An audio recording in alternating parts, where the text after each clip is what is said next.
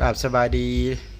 เด้อพ่อแม่พี่น้องบอสสุขุสุคนเช่นเก่าเช่นเคยว่าจะพี่น้องได้มาพบกับช่องของบอสุกอีกคือเก่าว่าจะพี่น้องมื้อนี้ทางบอสุกเดินทางมาพี่น้องมาหาทางน้องป่าเป็นมื้องานแต่งโอ้ยพี่น้องรอคอยมาดนแหละมื้อนี้ได้มาพบมาพ่องานแต่งของน้องป่าตัวจริงเลยมื้อนี้พี่น้องฝากกดไลค์กดแชร์กดติดตามทั้งช่องของบอสุกเป็นกำลังใจสร้างคลิปต่อไปนี่เด้อว่าจะพี่น้องเนาะโอเคพี่น้องไปเบิ่งไปชมนำกันได้เลยพี่น้องเลย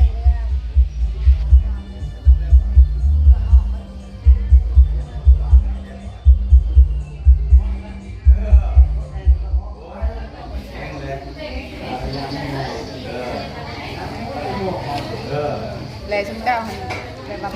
ถูกไปให้กับสาวแล้วก็ในซอยนครแม่ซอย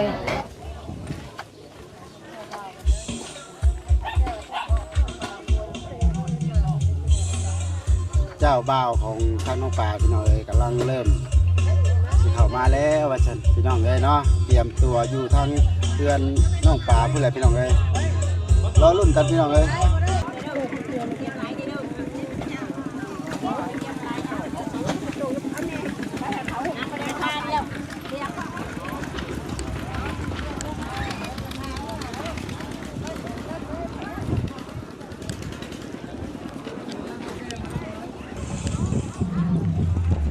จังใดละเคยเฮาพี่น้องทางบ่สุกสิมาถามเพิ่นซะก่อนพี่น้องคือบ่เห็นเขาจะเกลือว่าซั่นพี่น้องมาแล้วพี่น้องมาแล้วพี่น้องสบายดีเด้อพี่น้องเด้อสบายดีเบิ่สุขสุขคนพี่น้องเต้อกำลังแต่งตัวกันอยู่เลย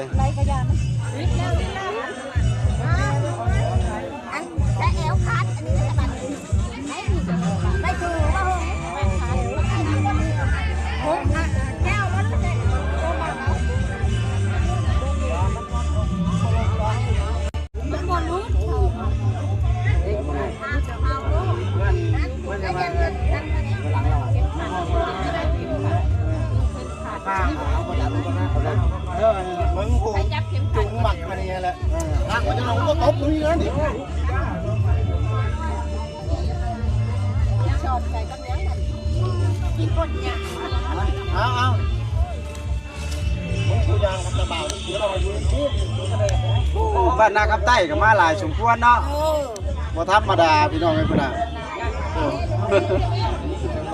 มาบ่เบิดนี่ฮะมาบ่ได้บ่ได้นะยังบ่เบิดเบิดกว่านี้แม่นโอ้สมควรแล้วนี่ก็น้อง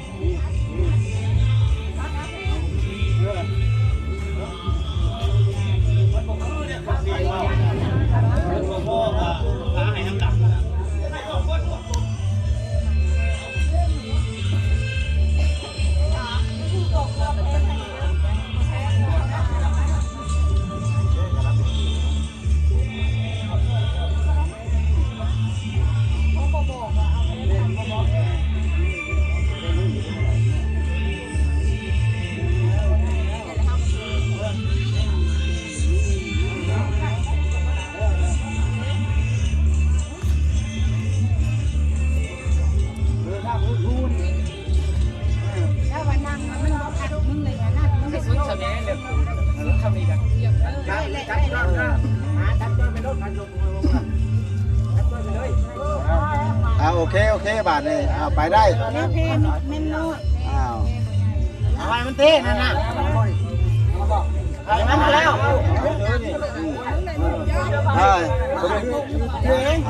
มาบัดนี้พี่น้องมาเลย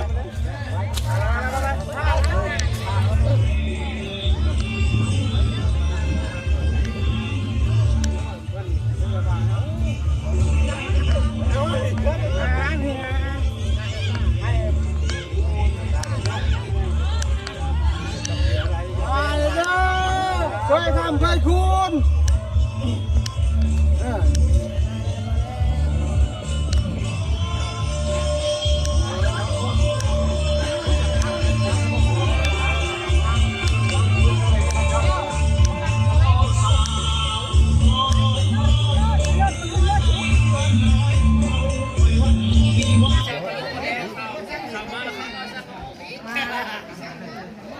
คือทางบ้าน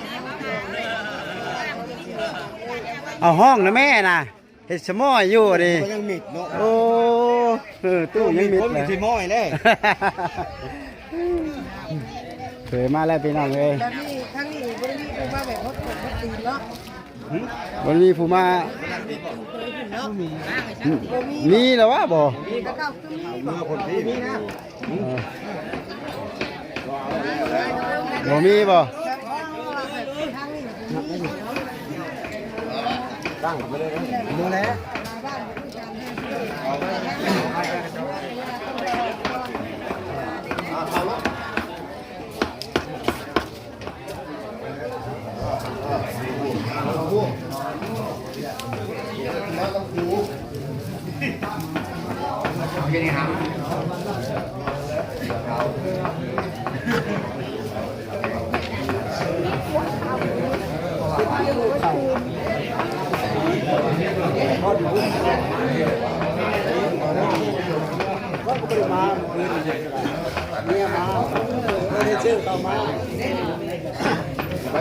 อย่านั่งในนี้ยับเข้าหลักประชาธิปไตยประชาชนลาวสันติภาพเอกราชประชาธิปไตยเอกภาพวัฒนาถาวรเมืองอาจจะพังทองบ้านนาเพกเลขที่17วันที่23เดือน4ปี2026ใบอนุญาตการแต่งดอกใบน้ำตาลอิงตามกฎหมายว่าด้วยครอบครัวฉบับปรับปรุงภาคที่2การหมั่นหมายการสู่ขอและการแต่งดอกหมวดที่1และหมวดที่2ฉบับเลขที่05ชพชลงวันที่26กรกฎาคมปี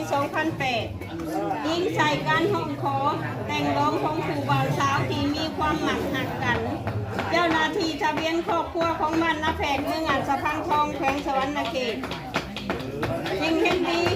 ดีตกลงอนุญาตให้เช่าหาอายุ19ปีอาชีพเฮ็ดนาหน่วยที่3บ้านนาคำใต้เมืองอัศพังทองแขวงสวรรณเขตซึ่งเป็นบุตรของท้าววีและนางหงส์หน่วยที่3บ้านนาคำใต้เมืองอัศพังทองแขวงสวรรณเขตแต่งดองกำนางป่าอายุ18ปีอาชีพเฮ็ดนาหน่วยที่15บ้านนาแพกเมืองอัศพังทองแขวงสวรรณเขตเป็นบุตรของท้าววีและนางเพ็ญไตอยู่หน่วยที่15บ้านนาแพกเมืองอัศพังทองแขวงสวรรณเขตฉะนั้นเจ้าหน้าที่ทะเบียนครอบครัวเห็นดีตกลงอนุญาตให้ผู้บ่าวสาวที่มีความหมักหักกันนับแต่เมื่อวันที่23เดือน4ปี2026กลับขึ้น7ค่ำเดือน6ดาวพศ2569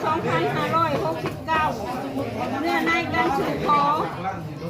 อทั้งสองฝ่ายได้ตกลงเป็นเอกภาพชิ้นสอดค่าดองทั้งหมดรวมจำนวนเงิน20 ล้านกีบคำนัก1 บาทควาย2 โตวหมู1 โตวขึ้นพร้อมตัวเท้ามีจำนวนเงิน12 ล้านกีบ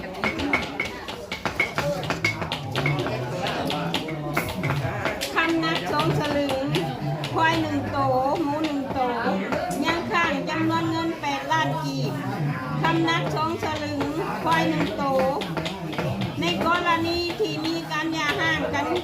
พาดองที่ภายชายยังบ่ทันได้มอบให้ภายหญิงครบถ้วนในเวลาแต่งดองเอาเป็นผัวเมียนั่นต้องนำมาปฏิบัติให้หมดตามจำนวนที่ได้ตกลงในหนังสือสัญญาแต่งดองศัพท์เดิมของผัวเมียเอาสู่รอมือเฮือนบ่เอามือเฮือนบ่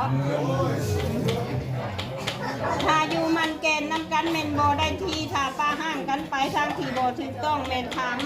เอานำเจ้าขึ้นยิงใส่ที่คลองละและกฎหมายบ้านเมืองหนังสือสัญญาแต่งดองฉบับนี้ได้เป็นหลักฐานสำคัญให้แก่ทั้งสองฝ่ายห้ามมองว่าผู้บ่าวสาว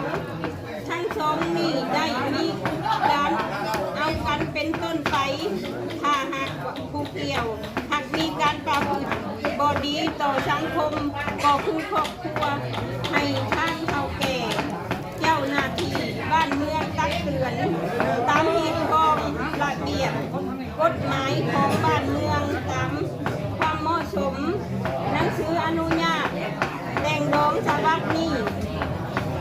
มีผลนำใจได้นับแต่มือลงลายเส้นเป็นต้นไปลายเส้นไข่หัวเข้าหาพยางเข้าหัดเข้าเงียงเข้าเก้าพยานไข่เมียนางป่าคือลายเส้นไข่เมียนางป่าพยานไข่เมียข้าวโนดทานมีทานโกเจ้าหน้าที่ทะเบียนครอบครัวคันบ้านนับเพงทานคุณเชียงลงเดือนมาได้เด้อถูกต้องบ่คำเด้ว่าในหลายคำน่ะเป็นยังเป็นชัดหรือเป็นคำเป็นชัดบ่ท่านบอกบ่เป็นชัดแล้วมาเค้นจัดเนาะ